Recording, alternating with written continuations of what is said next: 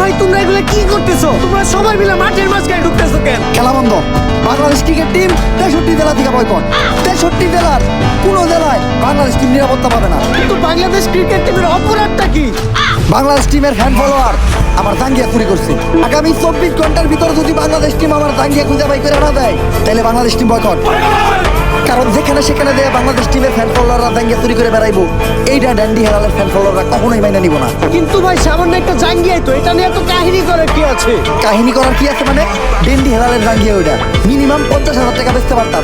এই যে শার্টটা চাইলে 1 লাখ টাকা বেচতে পারবো। তো ভাই একটা জিনিস বুঝলাম না, আপনার এই মূল্যহীন জিনিসগুলো কিনে কোন ব্যাক করে না? এই যে আমার লোকে যে ব্যাক কলে রাখে আর গুলারে এক কথা তুমি আমার সন্তানও বলতে পারো, কারণ এরা আমার কথায় উঠতে গেলে উঠে, বইতে গেলে বহে, চুষতে গেলে চুষে।